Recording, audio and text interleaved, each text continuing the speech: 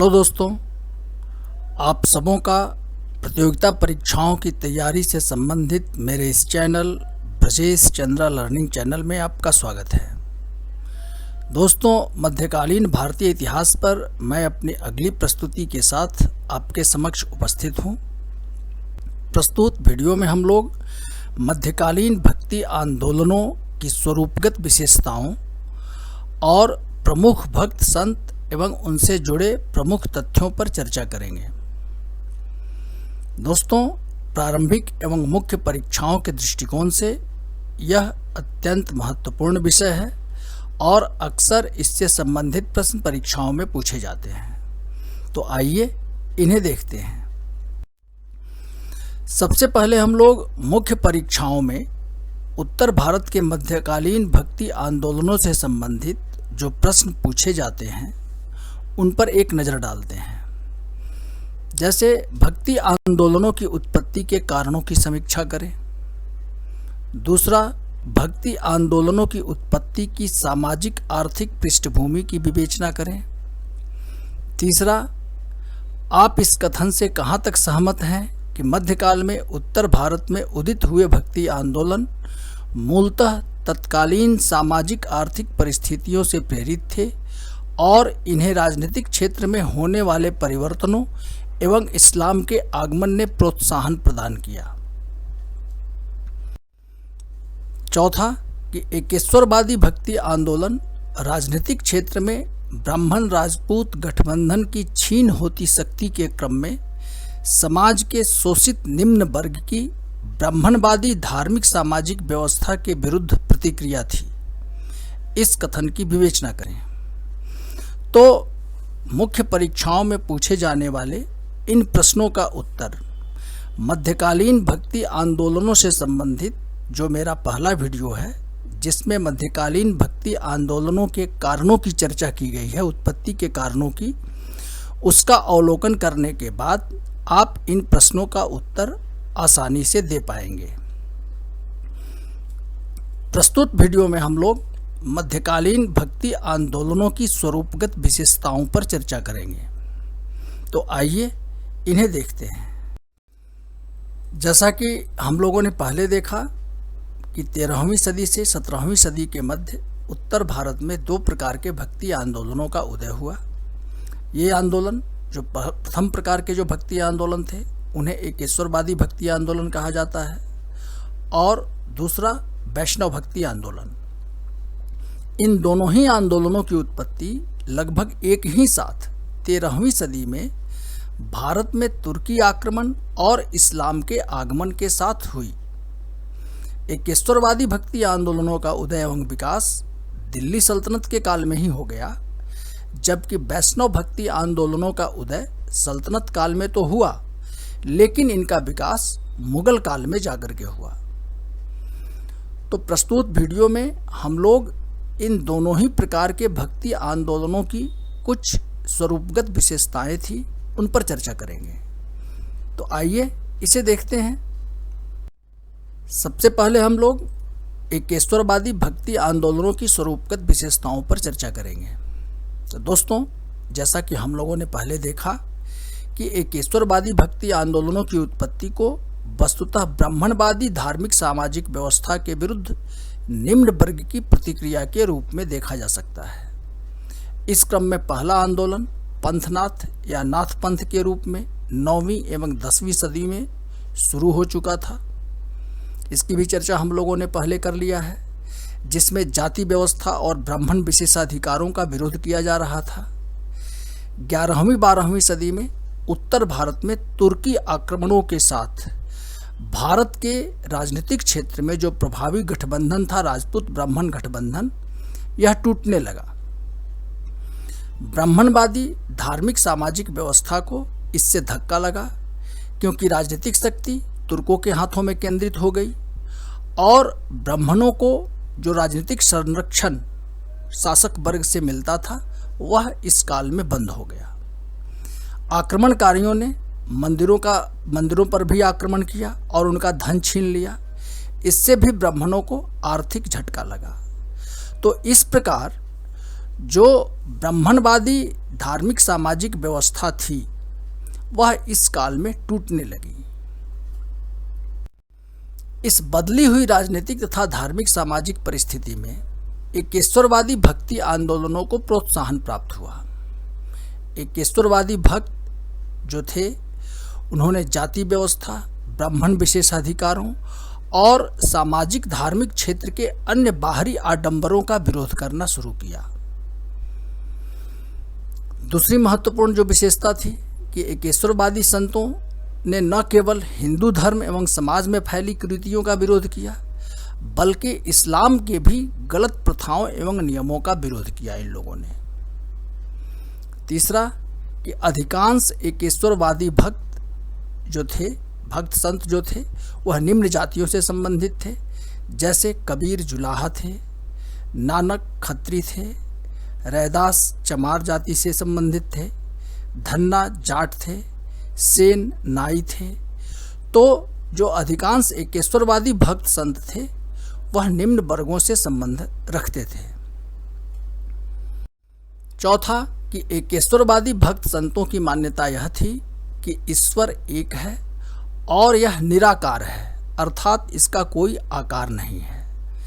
इस प्रकार इन्होंने निर्गुण ईश्वर की उपासना का संदेश दिया। कबीर के जो राम थे वो दशरथ के पुत्र नहीं थे बल्कि निराकार ईश्वर या ब्रह्म के प्रतीक थे। ईश्वर के उपासना हेतु मंदिरों एवं मूर्तियों की आवश्यकता नहीं थी क्योंकि वे निराकार थे। भजन, कीर्तन, सत्संग, उपासना की पद्धतियां इन भक्त संतों ने प्रचलित किया। पांचवा कि सभी भक्त संतों ने सामाजिक धार्मिक समानता का उपदेश दिया और समाज के सभी व्यक्ति को ईश्वर की भक्ति का अधिकार प्रदान करते हुए उन्हें भी मोक्ष का अधिकारी बताया, जो प्रारंभिक ब्राह्मणवादी व्यवस्था में संभव नहीं था। छठा कि एकेश्वरवादी संतों के अनुयायियों ने कालांतर में एक संप्रदाय का निर्माण कर लिया। इन्हें हम आगे देखेंगे कि कौन से भक्त संत के कौन से संप्रदाय हुए। आगे बढ़ते हैं।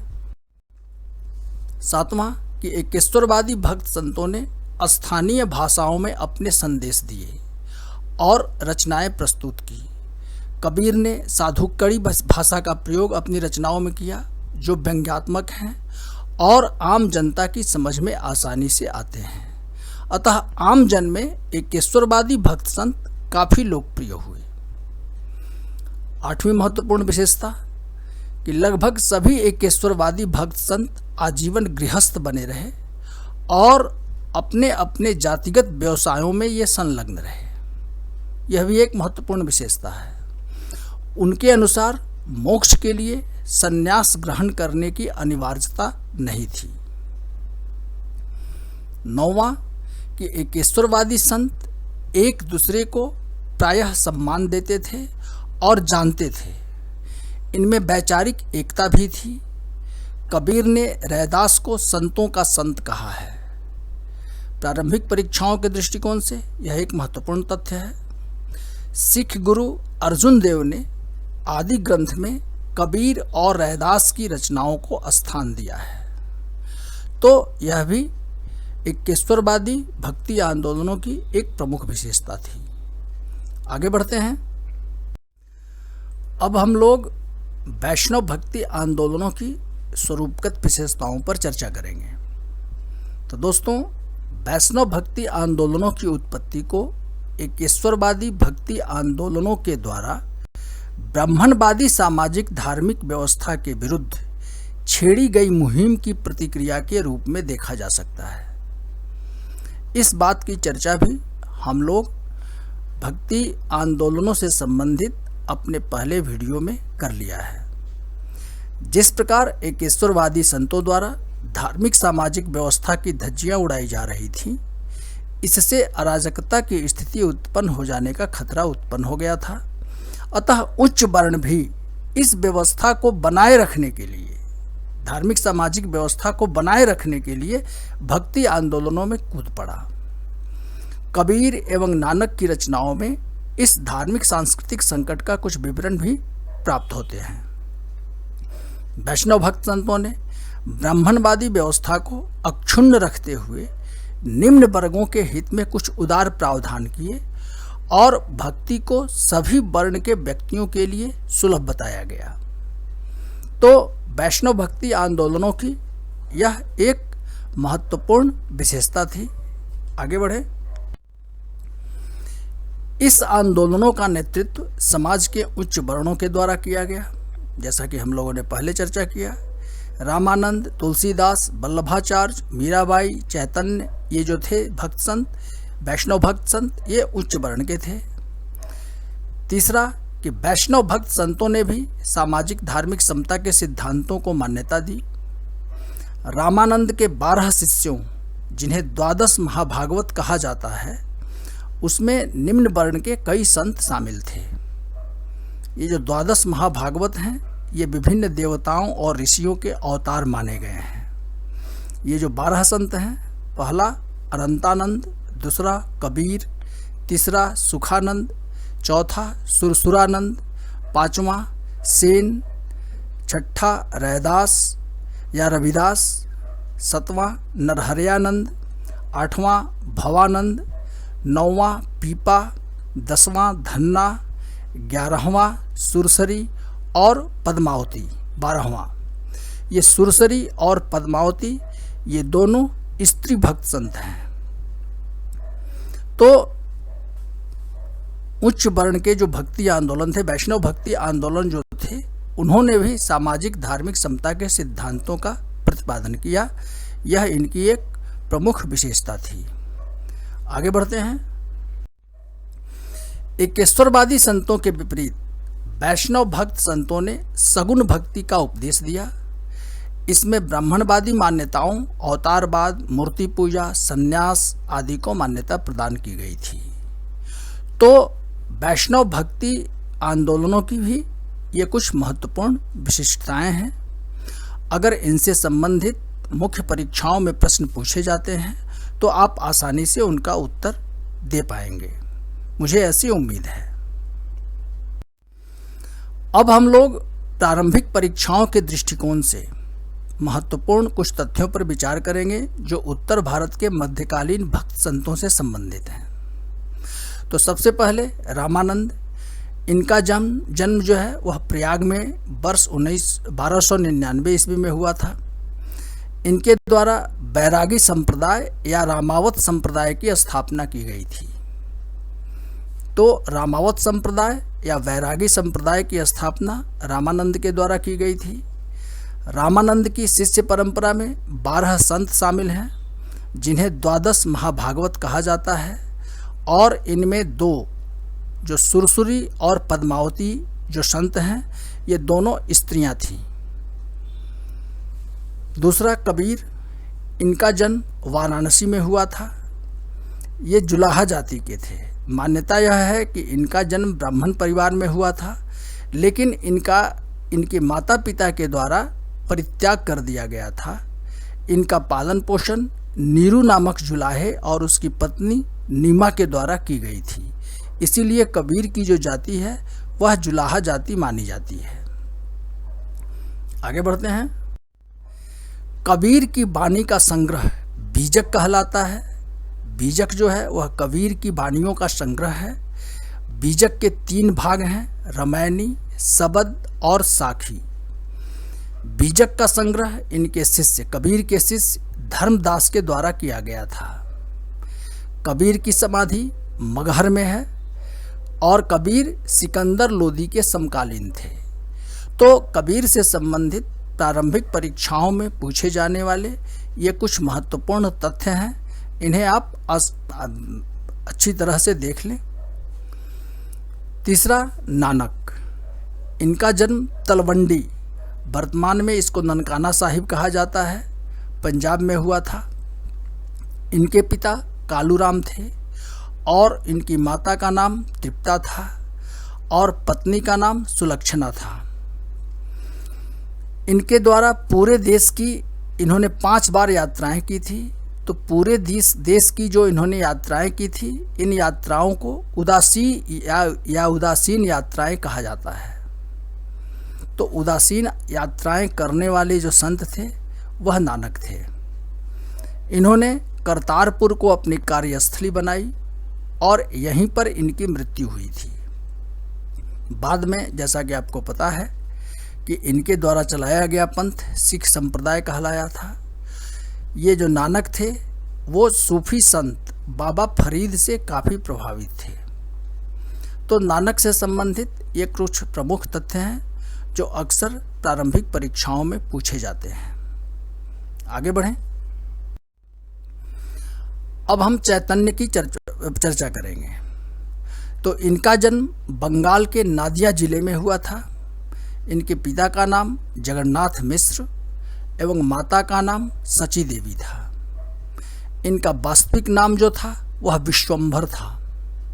हालांकि इनका एक अन्य नाम भी मिलता है, निमाई पंडित और गौरांग। तो ये दो अन्य नाम भी चैतन्य के हैं और ये गौड़ ब्राह्मण थे। कीर्तन प्रथा का प्रचलन चैतन्य के द्वारा किया गया था। कीर्तन के द्वारा जो है सो भक्ति, अचिंत्य भेदा भेदवाद इनके द्वारा प्रवर्तित जो है सो दार्शनिक मत है, जिसे गौड़ वैष्णव दर्शन भी कहा जाता है।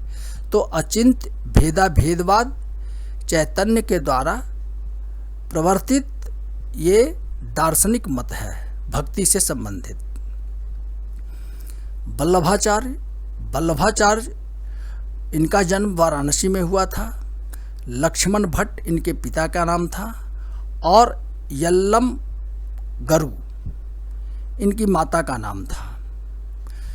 इन्हें भक्ति मार्ग का जहाज या भक्ति मार्ग जो इन्होंने जो शुरू किया था, प्रचलन में लाया था, उसे पुष्टि मार्ग भी कहा जाता है। वल्लभाचार्य के जो भक्ति मार्ग है उसे पुष्टि मार्ग का जहाज भी कहा जाता है। छठे संत महत्वपूर्ण है तुलसीदास। इनका जन्म उत्तर प्रदेश के बांदा जिले के राजपुर गांव में हुआ था। इनके पिता का नाम पंडित आत्माराम शुक्ल था और माता का नाम हुलसी देवी था। ये अकबर और राणा प्रताप के समकालीन थे। यह भी एक महत्वपूर्ण तथ्य है। अवधी भाषा में इन्होंने रामचरितमानस की रचना की, जो इनकी सर्वश्रेष्ठ रचना है। आगे बढ़ते हैं। अगले प्रमुख संत धन्ना है।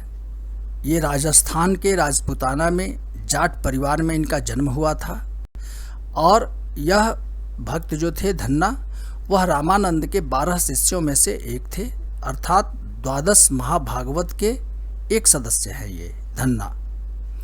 रैदास रामानंद की शिष्य परंपरा के एक प्रमुख संत हैं। इनको कबीर ने संतों का संत कहा था। इसकी भी चर्चा हम लोगों ने पहले कर लिया है। ये चमार जाति से थे। 9वें प्रमुख संत दादू दयाल, अहमदाबाद में इनका जन्म हुआ था।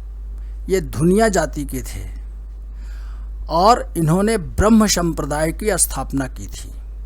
तो ब्रह्म संप्रदाय की स्थापना दादू दयाल के द्वारा की गई थी।